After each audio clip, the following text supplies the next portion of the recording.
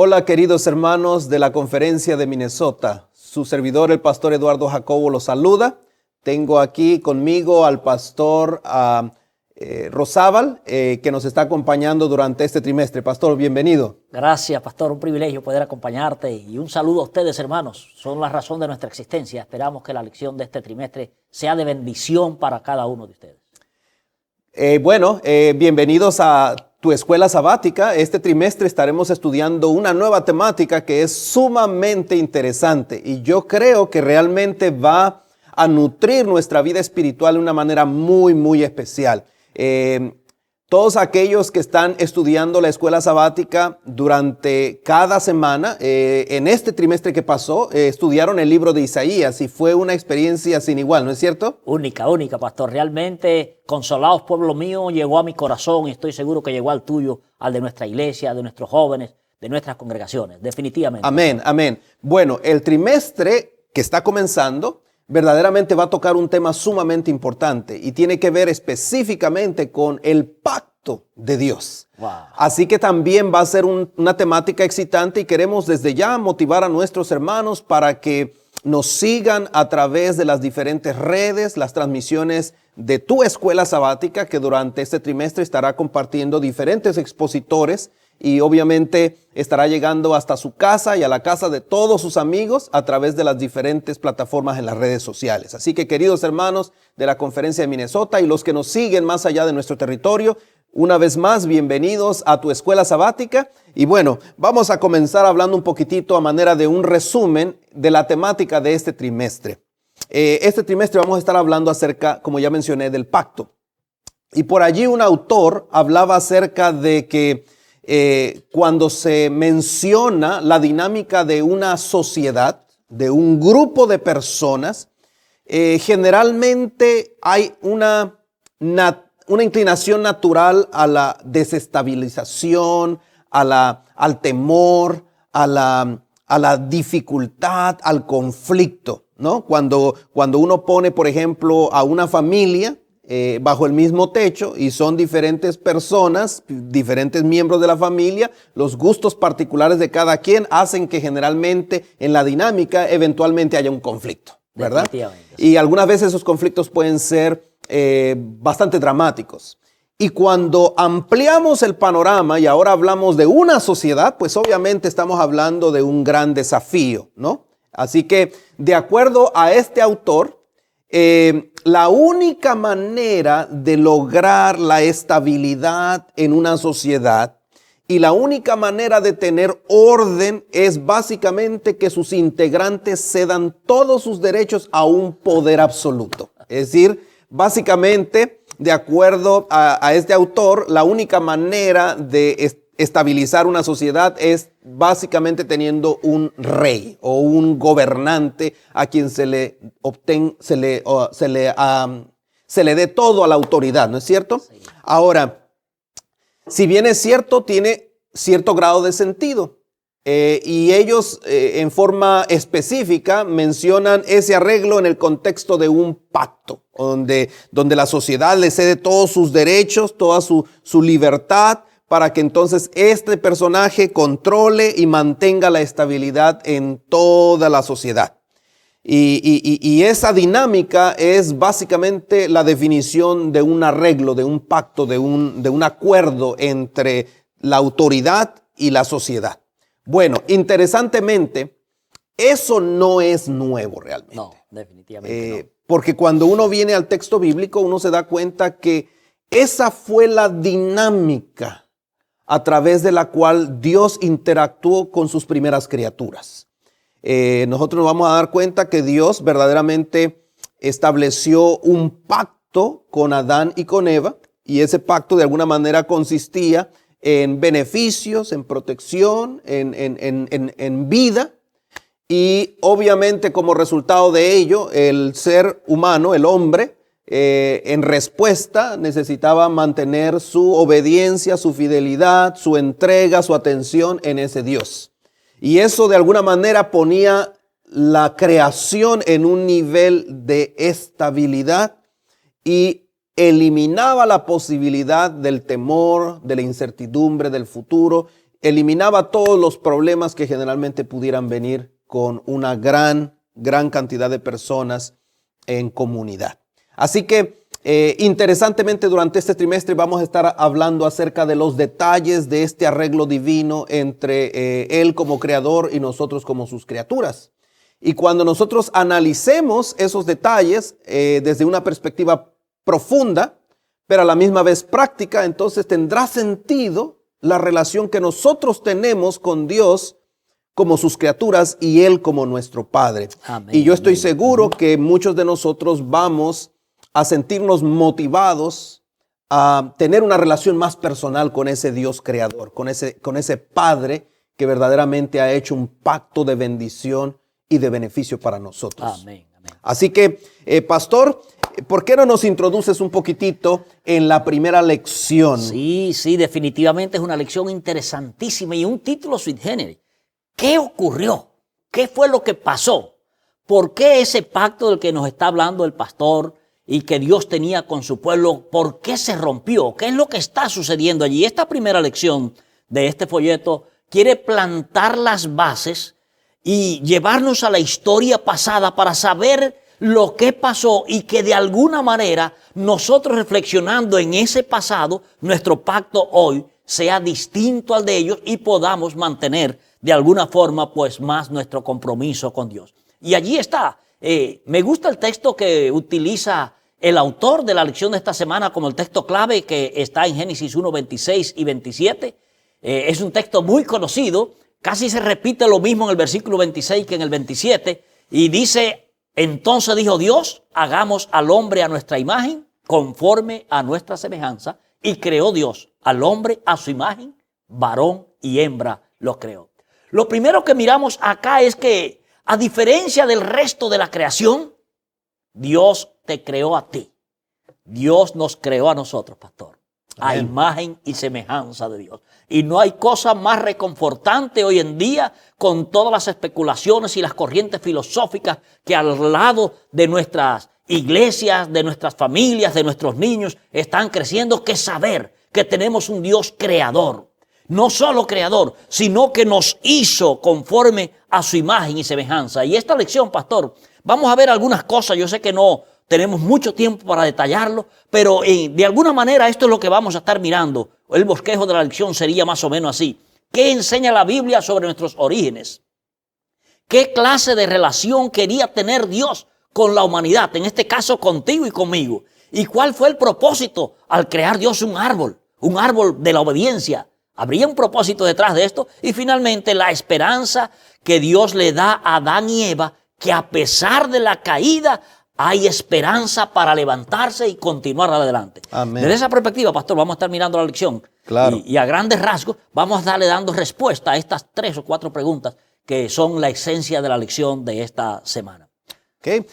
Saben que una de las preguntas más comunes que me he encontrado cada vez que regreso al origen de la humanidad, cuando hablamos del relato del libro de Génesis, la mayoría de las personas que se han acercado a su servidor para preguntar siempre han tenido esta inquietud particular. Y yo quiero compartirlo con ustedes porque es posible que nuestra audiencia pudiera estar compartiendo esa inquietud desde un principio, ¿no?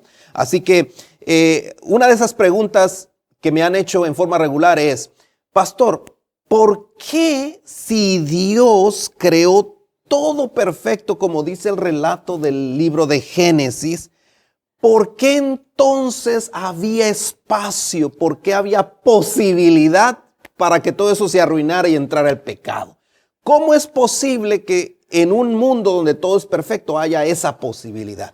Y ha sido una pregunta que sinceramente me la han hecho un buen número de veces. Sí. Eso significa que en la mente de muchos de nuestros hermanos existe esa inquietud. Claro. Y pastor, no sé si tú quisieras hacer referencia a esa inquietud, pero me da la impresión que la inquietud es una inquietud válida, que verdaderamente necesitamos por lo menos iluminar en la mente de nuestros miembros. Definitivamente, pastor, esa tiene que ver con la pregunta que habla sobre cuál era el propósito de que existiera un árbol del bien, de la ciencia del bien y del mal.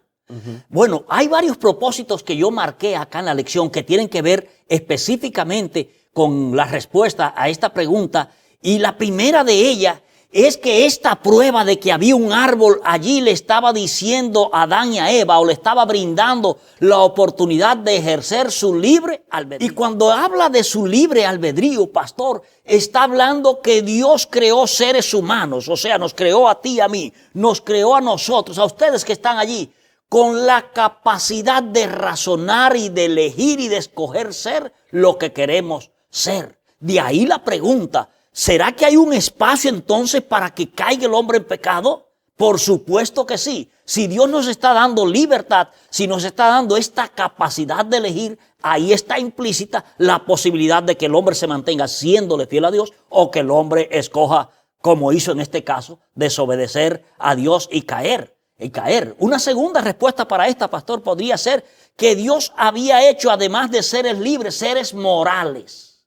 Y esa moralidad hace la diferencia con el resto de la creación de Dios, de los animales, de los árboles, toda la creación. Ninguna otra parte de la creación tiene lo que usted y yo tenemos, que es la moralidad.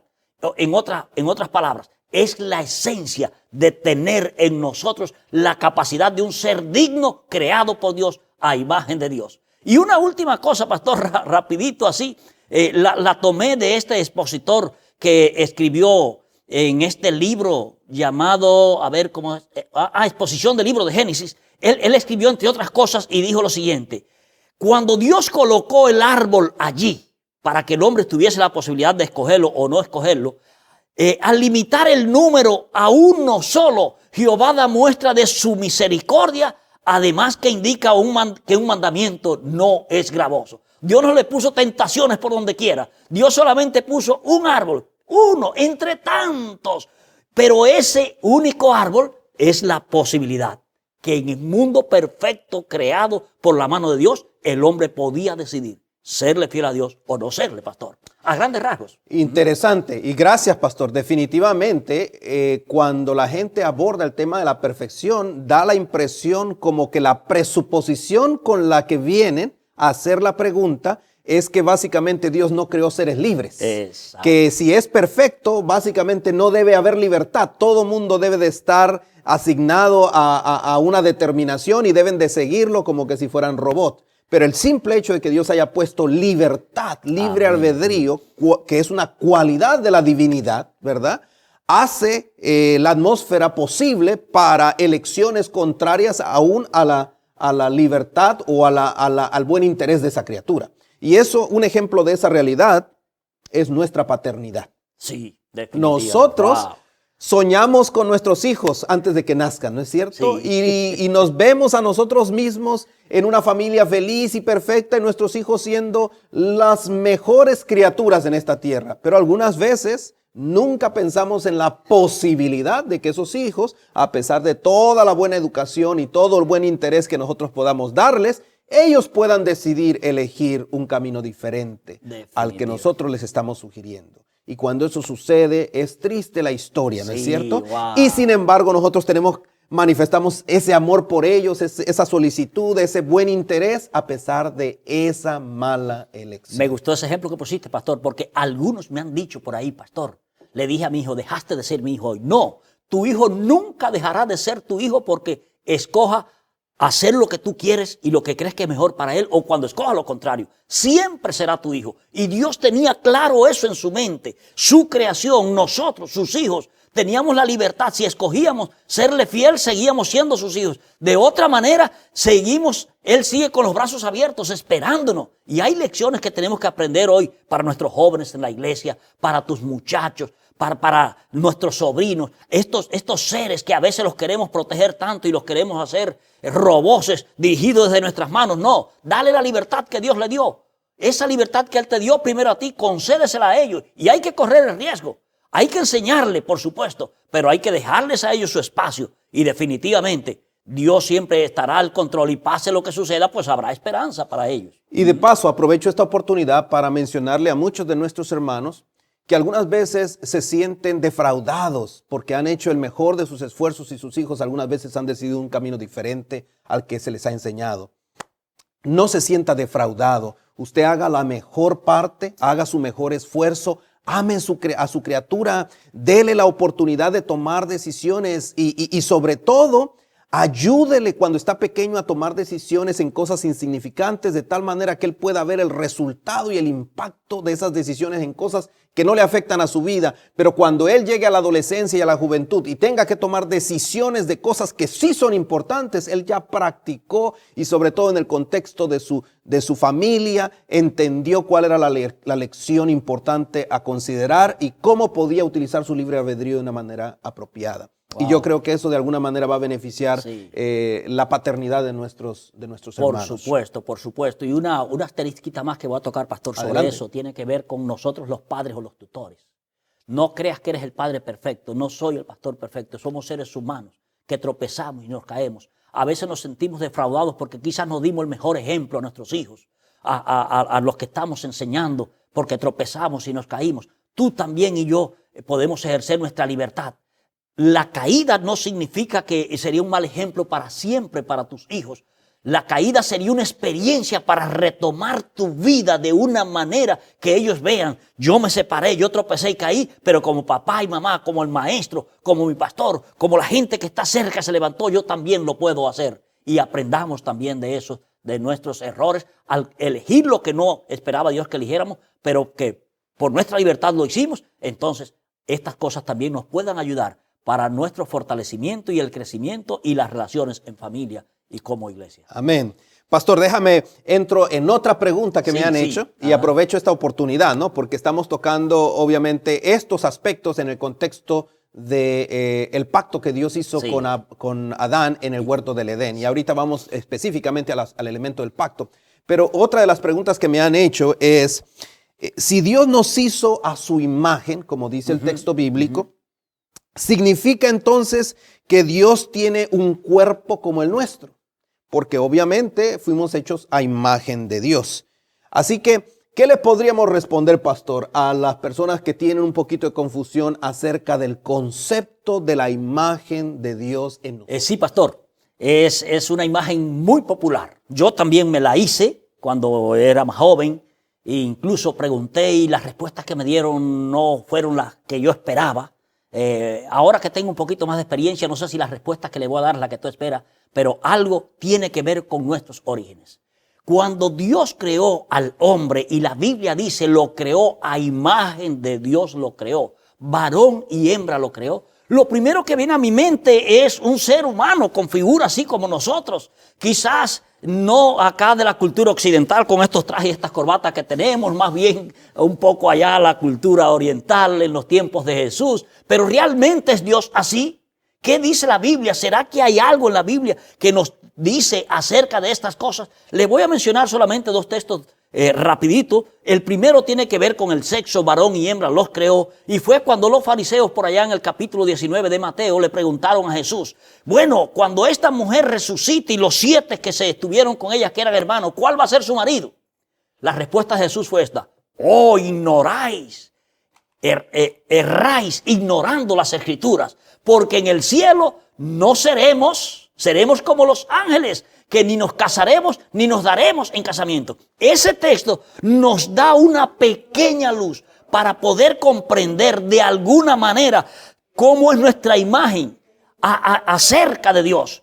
Es que nosotros estamos pensando en un cielo donde nosotros así vamos a estar y así vamos a ver a Dios. Las fotografías, las pinturas que aparecen de la venida de Cristo, las pinturas de la patria celestial que miramos, son de una manera nuestro pensamiento antropomórfico, porque no es otra cosa. Cuando en la palabra de Dios se usan recursos antropomórficos para asemejar a Dios a nosotros, es solamente para que tú y yo en nuestra mente finitita, comparada con la capacidad infinita de Dios, de alguna manera podamos comprender qué es Dios. Cuando se habla del brazo fuerte, poderoso de Jehová, ¿será que Dios tiene brazos como nosotros? Solo un texto, pastor, para no ocupar mucho tiempo en esto. Está en el Evangelio según San Juan, capítulo 4, el versículo 24. Dice este pasaje: Dios es espíritu, y los que le adoran es necesario que le adoren en espíritu y en verdad.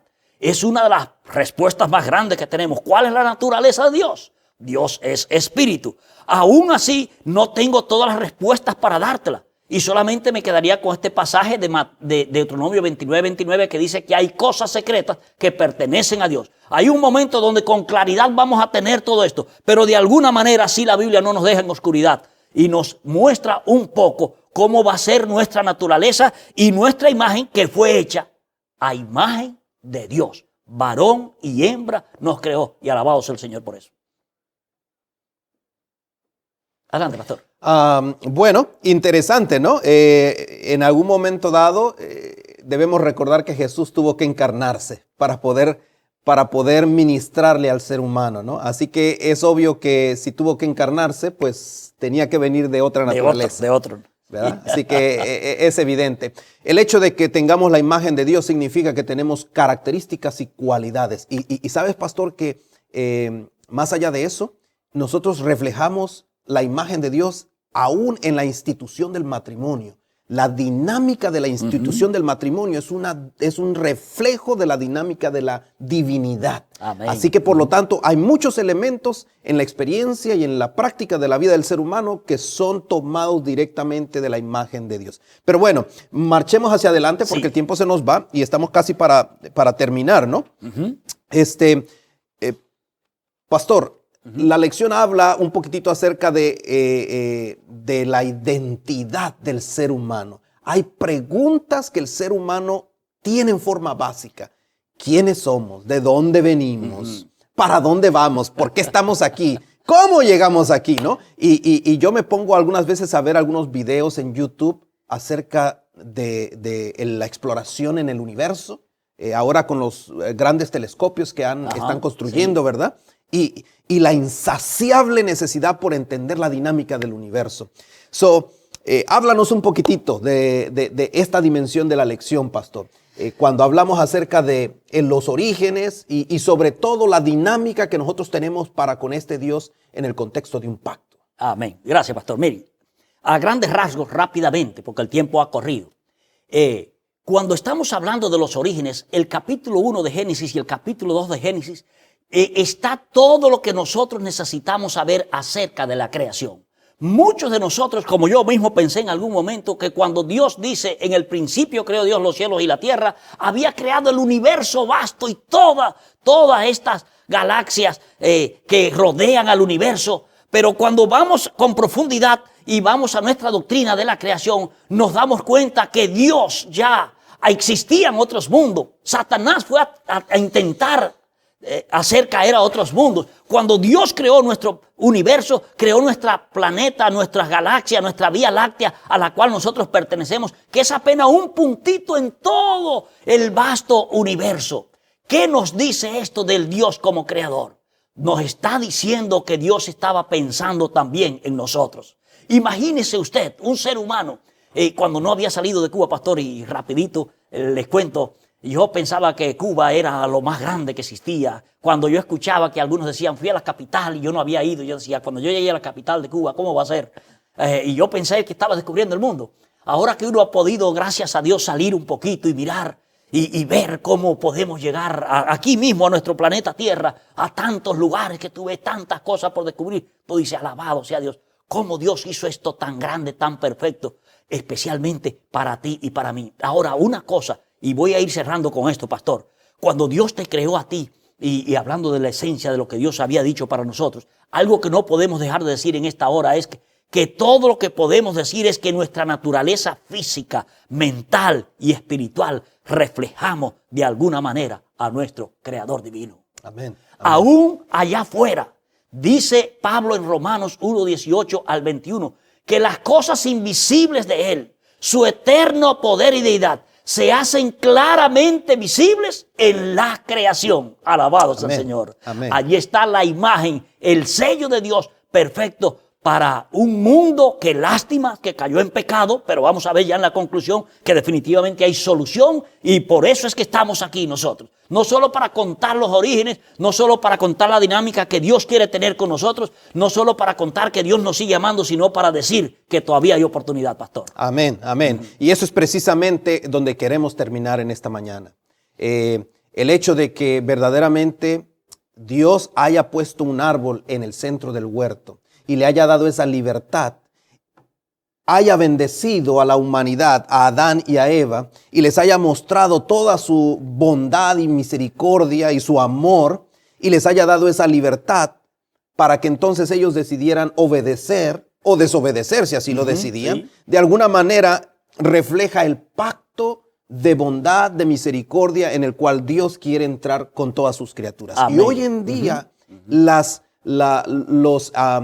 elementos de ese pacto también nos alcanzan a nosotros Alabado sea hoy, Dios, alabado sea exactamente donde estamos. Así que por lo tanto, Dios desea que nosotros conozcamos su grande amor, recibamos sus bendiciones, pero a la misma vez respondamos con la libertad que Adán y Eva respondieron en el huerto del Edén. Amén. Y si decidimos obedecerlo y amarlo, entonces Dios podrá extender toda su bondad, su misericordia y la vida que tanto deseamos. Amén. Así que durante este trimestre vamos a estar hablando precisamente de todas esas bondades que Dios ha prometido a través de este hermoso pacto. Así fue, pastor. Y mira esto, en el capítulo 2, versículo 9, está el primer llamado que Dios le hace al hombre después que cae en pecado. ¿Dónde estás tú?